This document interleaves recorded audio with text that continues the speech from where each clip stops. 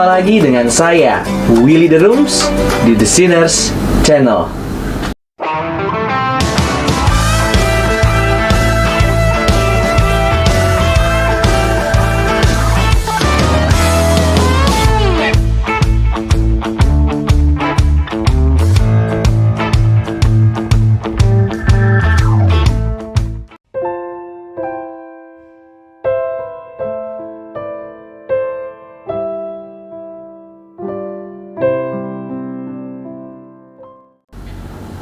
Di manakah tempat doa dalam perspektif teologi sistematis? Atau doa hanya bisa ditempatkan dalam teologi praktis, yakni dalam teologi spiritualitas?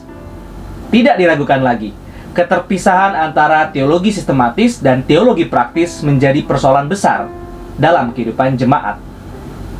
Teologi praktis tanpa pendasaran teologi sistematis.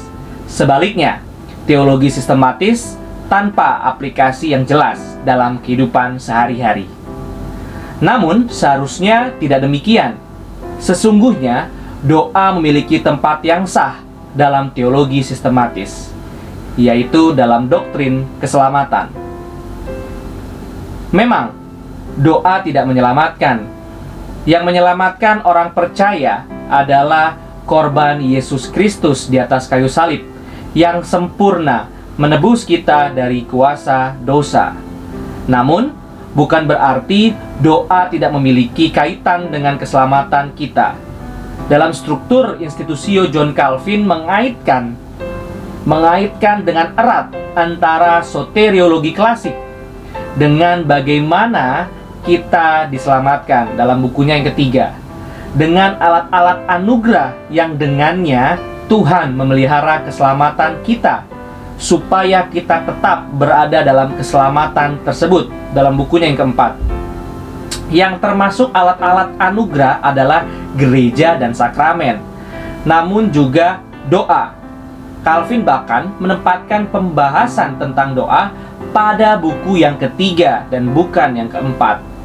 Ini berarti ada kaitan sangat erat antara teologi doa dengan doktrin keselamatan. Doa menghayati ketidakmampuan serta kebergantungan kita kepada Tuhan sebagaimana nyata dalam jalan keselamatan kita. Kita bangkrut rohani di hadapan Allah. Tidak ada satu orang pun yang bisa datang kepada Allah dengan kesalehannya sendiri. Semuanya adalah karena anugerah Tuhan.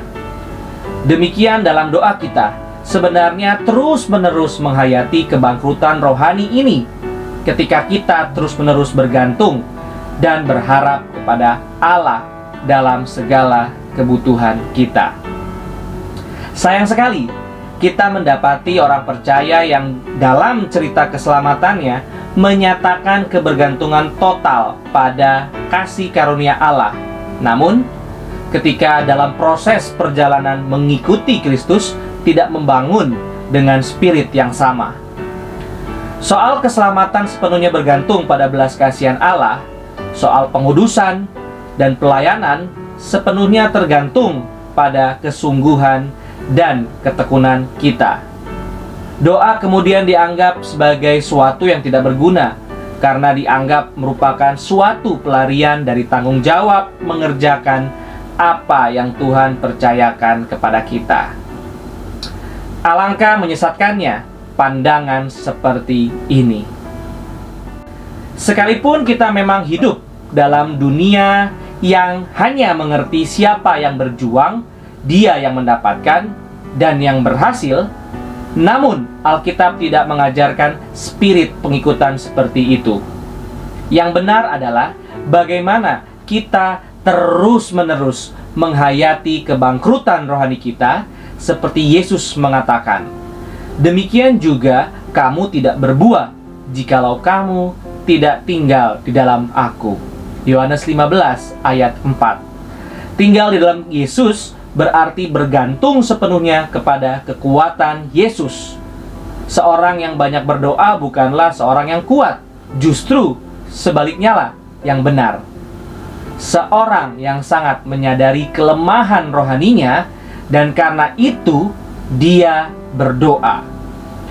Tidak ada doa yang benar yang mungkin dilakukan tanpa kesadaran kemiskinan rohani ini.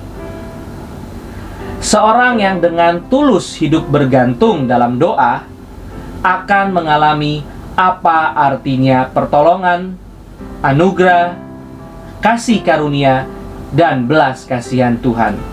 Sebaliknya, mereka yang tidak suka berdoa hanya akan melihat kehebatan pencapaiannya sendiri, sehingga hidupnya miskin dengan pengalaman melihat keajaiban anugerah Tuhan. Orang yang tidak melihat anugerah Tuhan akan sulit sekali memuliakan Tuhan. Ia hanya akan memuliakan dirinya sendiri. Dan kalaupun bersyukur dan memuji Tuhan, itu hanya dilakukan sekedar basa-basi, bukan dari kedalaman hati. Di sini ada rantai yang beruntun antara pengertian kita akan keselamatan, penghayatannya dalam sikap doa, kedalaman pengertian anugerah Tuhan, dan akhirnya hidup doksologi. Mereka yang terus-menerus menyaksikan kemuliaan Allah akan diperkenan oleh Tuhan.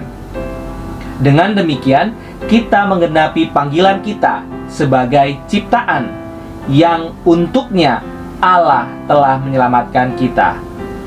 Kiranya Tuhan memberikan kepada kita kehidupan yang sedemikian.